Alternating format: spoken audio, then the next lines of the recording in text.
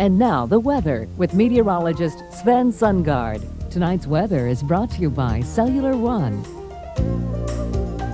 We usually start the weathercast on an upbeat note, but you have some sad news to tell us. Yeah, I've got some sad news. Before we get into the weather, I wanted to mention one of our faithful weather watchers, Alex Sahlberg, passed away yesterday afternoon at the age of only 18 years old. Alex was one of our young weather enthusiasts who loved the weather and nature. He videotaped the phenomena and even sold some of it.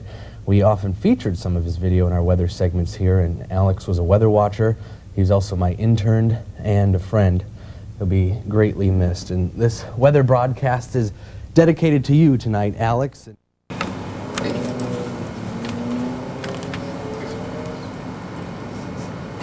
Alex and Peter's older brother, Ben. Fighting.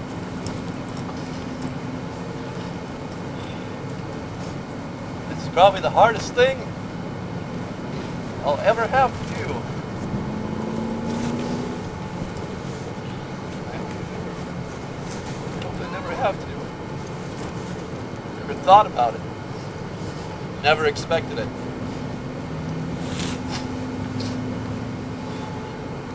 We all love Alex with all our heart. We know he's with us here today.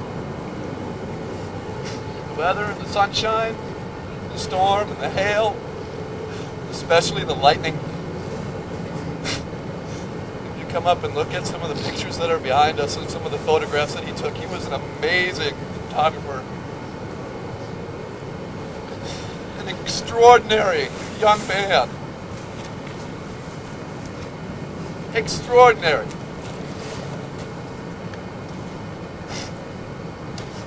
I want to tell a little story about how extraordinary his life is. When he was about 2 or 3 years old, I don't remember when,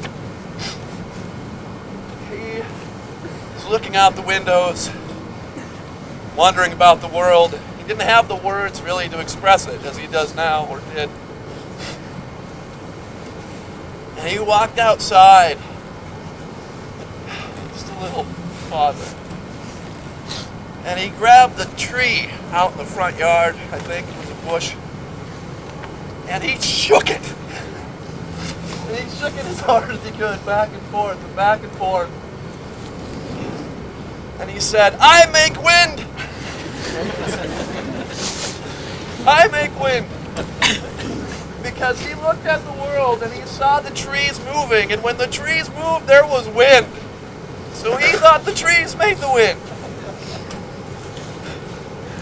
And from the moment he was born, he was in love with the weather and the world and the people around him. He will always be with us. When you look at the sky, when you see the clouds. For those of you who went to school with them, thank you everyone for being here today. All of you who mourned with us, we had this loss. I can't imagine. I think about how short his life was and how much he accomplished. And how much more he could have. He was destined for great things, and we all knew that because he was just a wonderful human being to be around.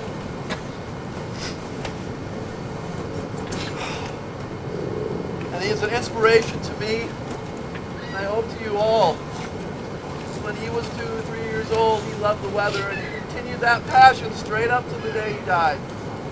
He lived with that. He videoed, he took pictures, he sat on the beach for hours, he did everything for his passion. He spent hundreds of hours developing an extreme weather video that's amazing for a high school kid who never had any experience doing any of it. He did it all himself. So I hope that all of you, as I will, and I'm sorry it takes something like this for us to think about that. Live your passion, because life is fragile and you don't know when you won't be able to anymore. We all love you, Alex. I love you.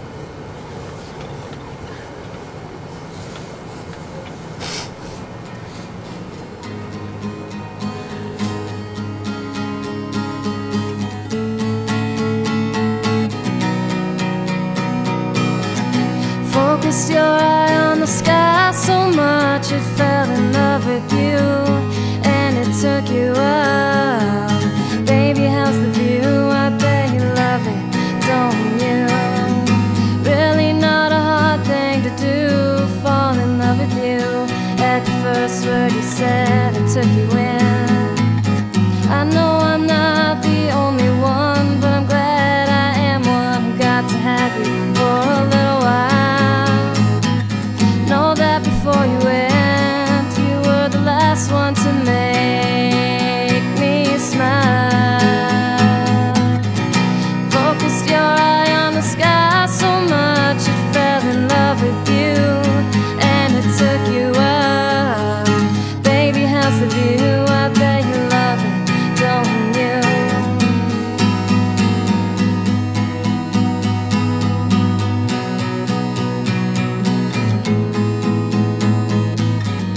We miss you, we cry for you.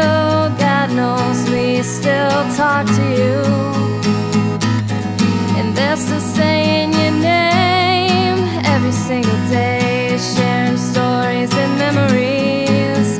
My favorites when you were small, you grabbed a tree and shook it all, showing everyone you can make the wind. Focused your eye on the sky so much it fell in love with you, and it took you up. Baby, how's the view? I bet you love it, don't you? I still feel you sometimes, brushing hair back from my face, saying everything is okay. Those times I feel I can feel you smiling, I realize it's just me. And as you leave, and as I walk away, I say, focused your eye on the sky so much it fell in love with you, and it took you up. Baby, how's the view? I bet you love it, don't you?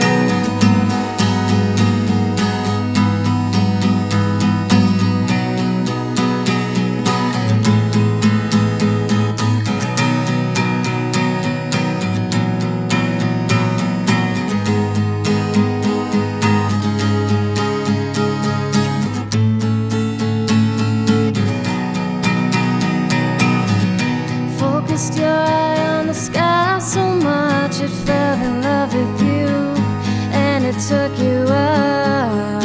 Baby, how's the view? I bet you love it, don't you?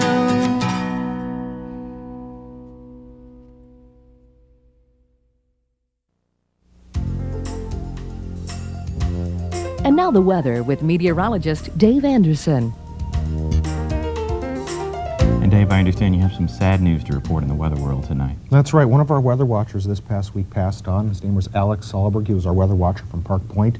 Served for many years, and he was only 18, a senior in high school.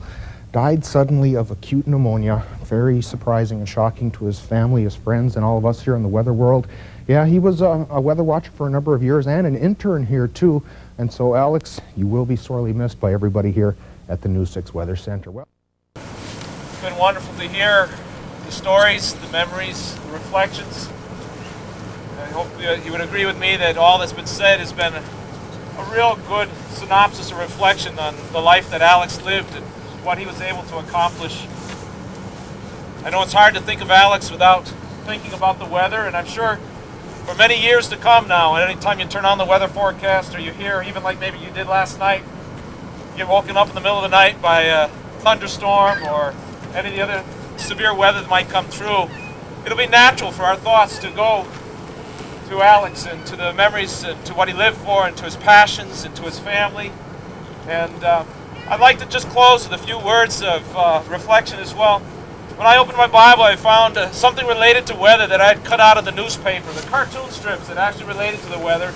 It's from the BC column, and it's that father and son ant, and they're on the anthill. And the father is looking out at these clouds from that anthill and says, "Red sky at night, sailor's delight. Tomorrow will be fair." And his son looks at him and says, "I know." The father looks back at his son and says, That's nautical lingo, boy. How do you know that? And his son answers, from Sunday school. The father looks with his arms out at him. He says, I send you to Sunday school to learn the Bible. Who taught you that? The little son looks up. He says, Jesus.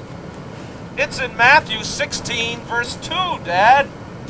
The father takes his Bible and he's scurrying through to try and find. He says, all right, okay. There are those stories, there are those mentions of weather in the Bible. And as I think of Alex, the character that comes to mind, and I think I'll bring out some things that you'll see some of the comparisons there, is the character, the person of Noah from the Old Testament. Noah was one, and you've heard it, that had a passion and was obedient to it. A command and a call in his life, and he lived it out, and he fulfilled that. Noah was one who was diligent, where there was many distractions, many opportunities to give up and not to persevere. Noah continued on. Even in the face of ridicule, or those who might have said, oh, you're kidding, it's not going to rain, it's not going to happen, he pursued and continued on with all that was about him.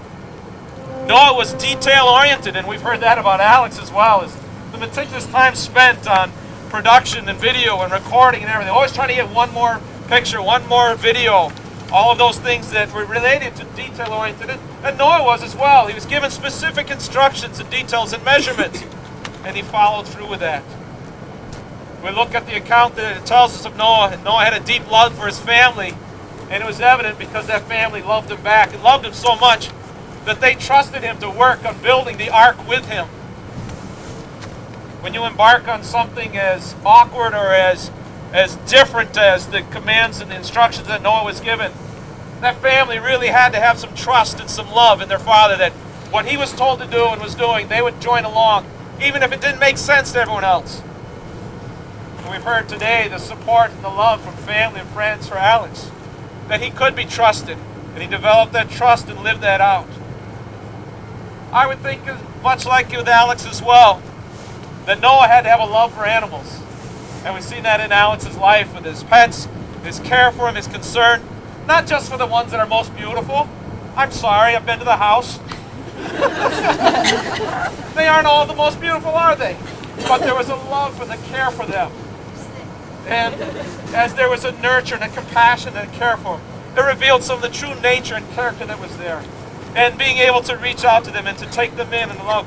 And I'm sure that Noah had to have some kind of a deep passion for animals to be able to go on that ark with them and all those varieties and the fascination of it and to live through the times that he did. The last point that I'd like to make is most important of all, and that was a love for God. See, Noah and all of his character, all of his passion, everything that he had about him came out of an understanding that there really was a God who loved him and cared for him and had a plan for his life. And I had opportunity in my few times and opportunities in the school with Alex to know that deep inside, it might not get worked out the way it does for some of us, but there was a love for God, there was a passion for God, there was an understanding that God loved him and had a plan for his life as well. And just like I don't and you don't know where that will lead us, he was faithful to each day that God had given him. And as he had that love for God, we see that in Noah too, that as Noah had his eyes on the storms and the clouds and which one's going to be the real one and the big one, we see that lived out in the life of Alex as well. Looking and knowing, expecting that part of being alive means the unexpected. Part of being alive means that storms will come. But we don't just throw up our hands and run. We get about what God has for each of us to fulfill. And we live out those passions, we live out those dreams. And then, from what we teach at Lakeview and what we hold to, and I trust from my conversations with the family and with Alex and my times with them as well, it's an understanding that as we pass on from this life, for those who have had an understanding that we have all missed the mark of perfection that God has for us and that we have fallen short. We miss it in God's terms that is sin, but as we understand that God himself came in the form of Jesus and he lived a life and he went in obedience to the cross and he died on the cross for us and he paid the price for all our sin, for the whole world, for all who would choose to receive and believe. Jesus left the words that would comfort people in times like this and storms like this. He said that to be absent from the body is to be present with the Lord.